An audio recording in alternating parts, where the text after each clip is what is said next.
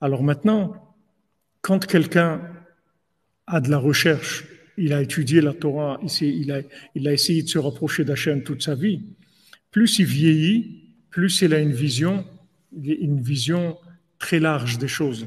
C'est-à-dire il a une conscience d'Hachem qui augmente tous les jours. Et donc il peut voir beaucoup plus loin que la plupart des gens. Ça, c'est quand il a fait des récipients toute sa vie, qu'il a servi Hachem. Mais si quelqu'un maintenant, dans sa vie, il a fait le fou toute sa vie, il a fait des bêtises toute sa vie, il arrive à la fin de sa vie, il commence à perdre la tête. Souvent, les médecins ils demandent, mais est-ce qu'il a toute sa tête, etc. Quand les gens ils ont 70 ou 80 ans, ils disent, est-ce qu'il a toute sa tête encore? Parce que cette lumière de l'âme qui vient vers lui, s'il n'a pas de récipient, ça le rend fou. Ça le rend fou, il commence à perdre la tête, à faire n'importe quoi. Donc ça, c'est dans la vie individuelle. Mais le monde, c'est la même chose.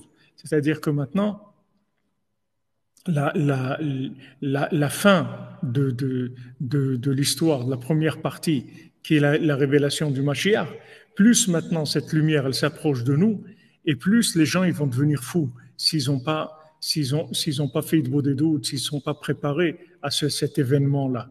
Donc, c'est pour ça que tout ce qu'on voit dans le monde aujourd'hui, on ne peut pas comprendre ça. Parce que cette lumière, elle est trop grande par rapport à nos récipients. C'est la lumière de la fin qui s'approche de nous. C'est ce que ça donne le Mashiach. Mais avant le Mashiach, c'est la folie totale. C'est pour ça que les tzadikim, ils priaient pour pas vivre cette période-là. Et c'est pour ça que physiquement, ils sont pas avec nous. Les tzadikim, ils sont plus avec nous. Parce qu'ils peuvent pas vivre ça. Pour vivre dans ces générations où on est nous, il faut être complètement fou. C'est quelqu'un qui veut rester normal, il peut pas vivre maintenant. Il faut que ce soit Mishon Freiler, il peut pas. Il peut pas vivre maintenant, c'est impossible. Avec quelqu'un de normal, il peut pas vivre maintenant. Il devient fou. Les seules personnes qui peuvent vivre, c'est des gens comme nous que, malgré qu'on est fou, on sait qu'on est fou et on écoute un maître qui arrive à nous maîtriser dans notre folie. C'est à ce moment-là, on peut arriver par la émouna, par la confiance dans le tzaddik. Sinon, c'est incompréhensible. Le monde est incompréhensible. On ne peut pas comprendre le monde d'aujourd'hui. Vous comprenez? Aujourd'hui, on est obligé d'avoir la émouna. La émouna, Meshune Freiler, Afalpiken, Adraba. On peut pas, n'essayez pas de comprendre, vous allez vous épuiser. Vous allez vous épuiser, vous allez devenir amer. Vous allez devenir amer, plein de colère. Vous voyez, quand des personnes âgées, elles sont coléreuses comme ça, elles deviennent âgées et elles deviennent coléreuses, très, très coléreuses. Et tout ça, ça vient de la lumière. Ça vient de la lumière qui est trop forte pour leur esprit. Alors ça les rend coléreux parce qu'ils comprennent rien du tout à ce qui se passe avec eux.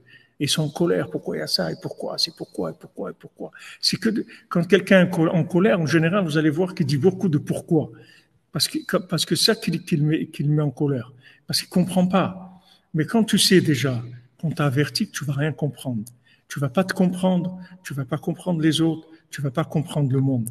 Alors tu rentres dans la foi, dans la prière, et tu es joyeux. Et parce que tu sais que maintenant, on approche de la fin, et que à la fin, il y a une accélération, c'est-à-dire qu'il y a une augmentation de dose de présence divine qui rend automatiquement les gens fous. Tous les gens qui n'ont pas de récipient, ils vont devenir fous. Et comme il dit Rabbi Nathan, moi aussi je suis fou. Il dit le monde entier est fou, et moi aussi je suis fou. Mais moi je connais quelqu'un de normal. Je connais Rabbeinu qui est normal. C'est tout. Mais moi aussi, il dit Rabbi Nathan. Alors si Rabbi Nathan lui-même, il dit qu'il est fou, vous êtes tranquille. Vous n'avez pas besoin de chercher des références. Vous comprenez? Vous êtes tranquille. Seulement, Baruch Hashem, dans cette folie-là, il y a un être normal qui s'occupe de nous. Et nous, il nous dit, voilà, fais comme ça, ne fais pas comme ça, ne fais pas ça. Parle avec Hashem, sois Bessimcha. C'est tout. Fais ce que je te dis de faire. Fais ton tikkun klali, fais ton hitbo des doutes, fais ci, fais ça. Et t'occupe de rien. T'occupe de rien parce que tu vas passer par un passage où ça va être très difficile et n'essaye pas de comprendre. Parce que ça va te détruire. Il faut 6000 ans d'histoire pour comprendre qu'on comprend rien. Ouais. Et il a fallu 6000 ans pour arriver à ça, pour arriver à cette incompréhension-là. Et en fait, quand elle arrive c'est pour ça, quand elle se jette dans ces murailles en eau, elle n'est pas sûre du tout de sortir vivante. Elle dit peut-être je vais me noyer, mais peut-être que je ne vais pas me noyer. Peut-être que je ne vais pas me noyer.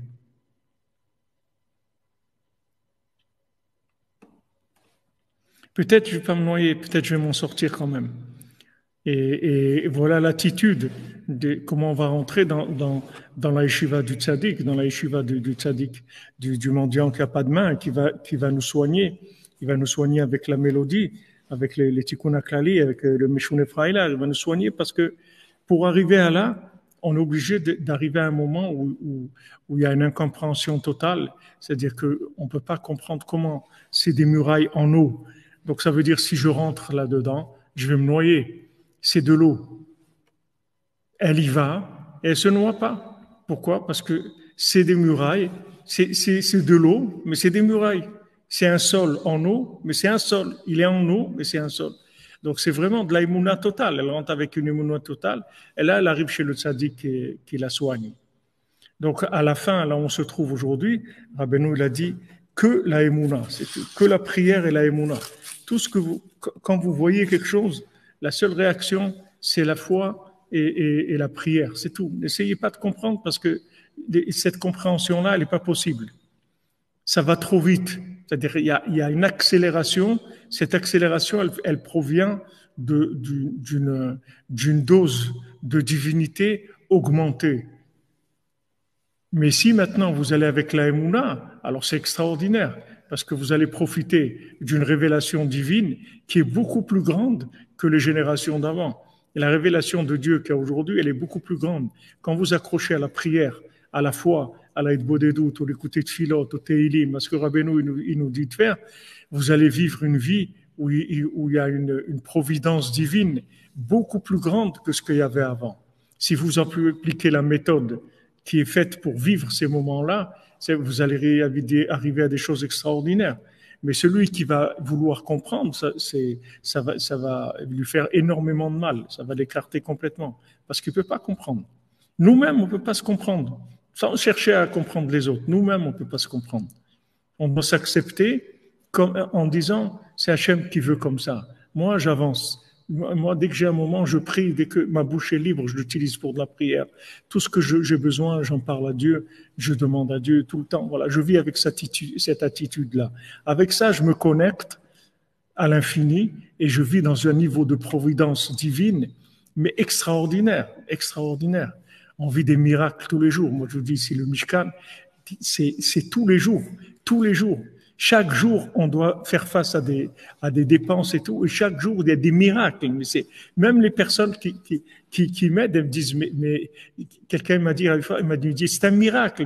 Il m'a dit, il y a quelqu'un qui me devait de l'argent, ça fait longtemps. Il m'a amené aujourd'hui, juste quand je pensais que je devais vous donner pour le Mishkan, il m'a amené. On voit qu'il y a des miracles tous les jours, tous les jours. On marche tous les jours. Dans tout ce qu'on fait, plus vous allez prier, plus vous allez voir des miracles. Rabbeinu dit que les miracles et la prière, c'est une seule chose. Quelqu'un qui prie, il va vivre dans des miracles. C'est-à-dire, mais maintenant, c'est pas des miracles. C'est des miracles par rapport à avant. Mais par rapport à aujourd'hui, c'est pas des miracles. C'est juste une connexion à une présence divine qui a été augmentée. Hachem, il a augmenté l'énergie divine dans le monde. Il a augmenté. Donc, celui qui se branche là-dessus, il va profiter d'une énergie divine qu'il n'y avait pas avant. Elle est beaucoup plus grande aujourd'hui. Elle est beaucoup plus facile d'accès, seulement pas avec la compréhension, hein, qu'avec la Emouna et avec la prière.